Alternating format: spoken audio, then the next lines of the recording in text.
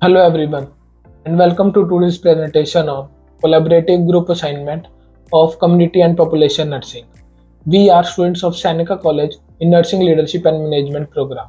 So welcome to today's presentation and let's start. Good afternoon, everyone. So, being a group, we decided to investigate how the legalization of the cannabis would affect the young people of especially 16 to 25 age in the Toronto. So, as it is an age of formative stage of the life where the decision concerning substance abuse can have a long-term consequences. We are committed to learn how legalization impact on the young development, social behavior, and public health. This is why we are more interested in this kind of topic. Because of their continued brain development, the group is especially prone to the negative effect of the drugs. Our goal is researching this subject to provide information for public health policies and educational programs that encourage the youth to have a healthier decisions. The proportion of people using the cannabis in last 12 months was 29% among the people who were born in Canada, as compared to the people who were not born in Canada, it was 17%. The same pattern was also seen in 2018 and 2022. The people who reported going to school as their main activity in the past week reported the higher rates of cannabis, that was 36%, as compared to the people who were not using the activity of going to school, it was 25%. People who reported working at a job or a business in past week or had a job or business from which they were on the vacation reported the higher rates of past 12-month cannabis use, that was 30%, compared to those who did not work at a job or business, it was 20%. This is consistent with the pattern seen in 2018 and 2022. The majority of the young people live close to the educational institutes, especially in the place like downtown Toronto, which is the home of numerous schools and universities. Public health organizations are at the front line of drug use among youth in Toronto. TPH puts into practice programs on substance use prevention and harm reduction, including providing education, counseling, and community efforts to decrease the harms resulting from drug use.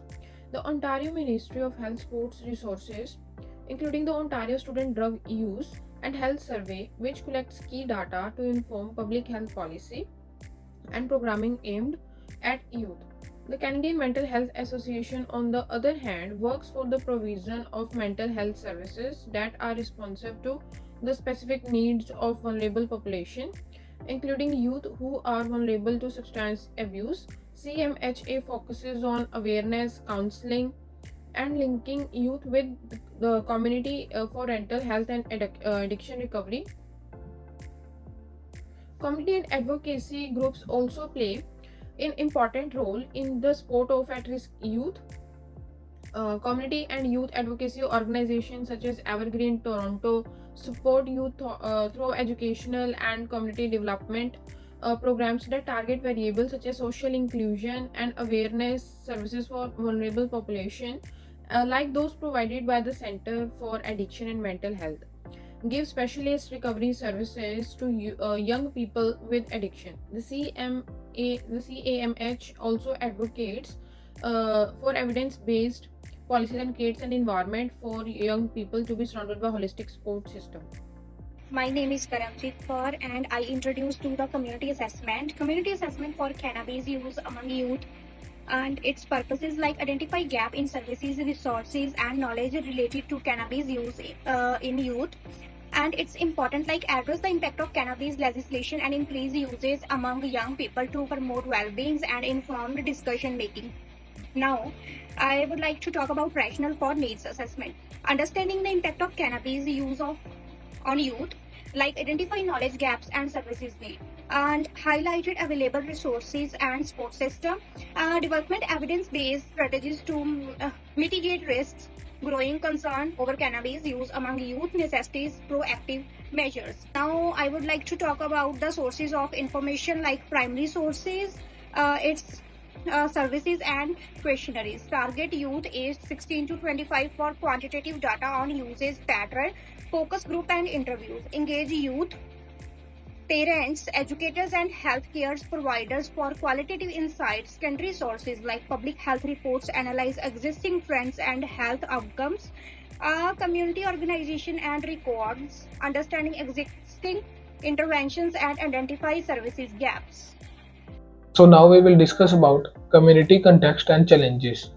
Given overview, youth faces challenges such as mental health issues, unemployment, lack of substance education. Cannabis use driven by peer influence, stress, and misinformation. Strengths on this. Established local organization focus on youth wellness. That is the major strength of this use. Active community leaders and healthcare services focus on the cannabis use and cannabis prevention disorders. Challenges that are faced are limited awareness campaigns on cannabis risk, stigma surrounding substance use, limiting open discussions. Next we have is capacity building strategies and stakeholder engagement. Strategies are train organization in substance use harm reduction techniques, develop peer-led workshops for youth engagement, and advocate for policy changes to improve funding and educational campaigns. The key individuals and groups that are gatekeepers in this are school principals, youth group leaders, and healthcare providers. The stakeholders are parents, policymakers, law enforcement, and advocacy groups. These are the gatekeepers and stakeholders. The next we have communication strategies. In this, first of all, we have one-on-one meeting, which is building rapport with local leaders, and community forums include facilitate inclusive discussions. The digital campaigns utilize social media for outreach and feedback. My name is Tanya and I'm going to talk about whose voices may not be heard regarding this issue. In understanding the impact of cannabis legalization on youth, it's important to recognize whose voices may not be heard. Marginalized youth, those from lower income backgrounds, racial minorities, LGBTQ+ communities, and those with limited access to services often face barriers to participation in studies. Moreover, similarly, youth with mental health or substance use challenges may hesitate to share their experiences due to stigma. Those living in high stress environments like poverty, homelessness, are also likely to be underrepresented. Indigenous youth who often experience unique cultural and health disparities, and youth who face geographical isolation are other key groups whose perspectives may not be adequately captured. Key targeted strategies: partnering with the community organizations like youth centers and clinics can help us engage marginalized populations. Peer-led focus groups where participants feel safe and understood can encourage open discussions. Anonymous digital surveys can reduce stigma and encourage honesty. Local schools and mental health clinics can also help us reach a wider audience. And culturally sensitive approaches are essential to ensure Indigenous youth and other minorities feel respected and included. Moving forward, now I'm going to talk about the strengths of the chosen approaches. Holistic and inclusive approach is the first. The use of various methods such as surveys, focus groups, and outreach. Moving forward, increased representation. Efforts to engage marginalized youth and provide anonymous participation. Third one is actionable data. Data will inform policies and community programs. Moving forward, I'm going to explain about the limitations of the approach. First is sampling bias. Second is stigma and hesitation. Third one, resource limitations, that is lack of resources.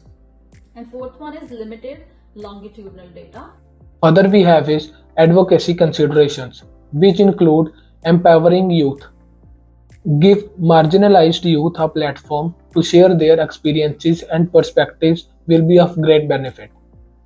Tackling health inequities include advocating for targeted policies and programs to support at-risk youth, which is the 16 to 25 age group in our presentation. Increasing awareness, educate policymakers and the public regarding the awareness and the cannabis use, cannabis education, and cannabis risk. References we used are from American Psychological Association, Center for Disease Control and Prevention, National Institute of Environmental Health Sciences, Provincial Patterns and Trends of Cannabis Use, and World Health Organization. So that's all. Thank you.